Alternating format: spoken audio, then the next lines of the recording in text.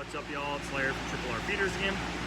So we had another question. What about respiratory infections? How do you keep respiratory infections away from your rats? Well, number one, airflow. We got air filters, fans. Literally everywhere are fans to keep that air circulating. So airflow is your number one thing. Whenever you're breeding any animal in a big colony or whatever, big numbers, airflow is your number one concern. Secondly is clean bins. If your bins are dirty, your air's not clean, your rats are dirty, and so they get sick. So cleaning those bins every week helps to keep those respiratory infections down. Okay, well, we're in a shed, we can't have this many fans, we can't have that good airflow. We're doing our absolute best, but it's still not good enough. Or I already got a respiratory infection, how do I cure it? Okay, well, dark chocolate's a good kind of to help cure / help prevent as well. The rats love it, it's a good treat. You're looking for anything above 60% cocoa, but below 80%. Above 80% is too bitter, the rats won't really eat it.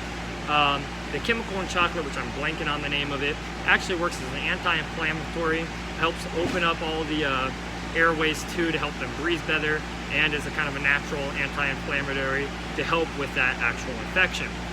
So that's kind of like step one on curing / preventing, kind of like the low level, just trying to help a little bit. A next level up is anytime an animal's sick, you want to increase their water consumption as high as possible. You want them just drinking as much fluid as possible, making sure that they're hydrated and flushing that system out. Well, how do you get a rat to drink more water? You increase the acidity level in the water. There's lots of products out there that you can buy, in a lot of the cattle and swine industries and stuff. But something that works great that you can get at your local Walmart is apple cider vinegar with Mothers. So you're going to do about a capful of the apple cider vinegar with Mothers for every gallon of your watering system. So like we use 17-gallon watering totes or whatever. So we put 17 capfuls in there. Don't really measure.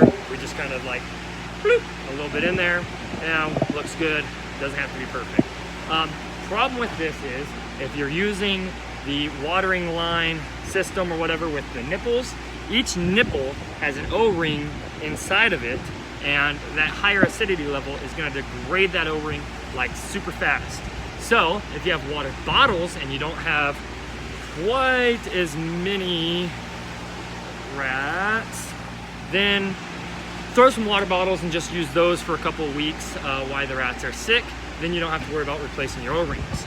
But if you have to treat a ton of them or your whole colony, then go ahead, put it straight into your water tub, and then just be ready to replace your O-rings. You can buy replacement O-rings on like reptilesupply.com. So that's kind of like step two, get them drinking more water, but that doesn't really cure anything necessarily. We also, with that increased water intake, we want to make sure that they don't get electrolyte flushed. So again, you can go to any farm store and pick up a powdered electrolyte solution, not something like the Gatorade powder for humans. This is for animals, for like the cattle, swine industry.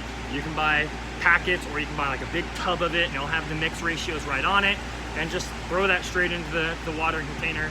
Help them make sure that they keep those electrolytes up. Again, that's for any sickness, not just respiratory infections. Okay, well I got the respiratory infection. How do I cure it? Well, that's actually really hard. So they might recover, they might not with all this stuff, but their babies shouldn't be born with the respiratory infection. And they could live a few months even with the respiratory infection. So that's kind of like gonna selectively breed out. But you can cure it. It's just not a great success rate. So the next, like the highest level, like I need to get rid of this shit, I'm gonna lose all my rats. So if you just got a few, whatever, just do that stuff. But if you're gonna lose all your rats, like I need to cure this respiratory infection, go to the farm store, you can buy over-the-counter antibiotics. Now, these are not the recommended antibiotics for rats. They're not gonna work great in rats. The recommended antibiotic for rats is doxycycline. Now, if you have some post-military guys or anything, if you got some leftover doxycycline, perfect, that works great, we can use that. But most of us don't have doxycycline just laying around, and you need a prescription to get it, and we're not trying to pay a vet hundreds of dollars to write us a prescription and then pay that top dollar price for a prescription for doxycycline to treat your rats.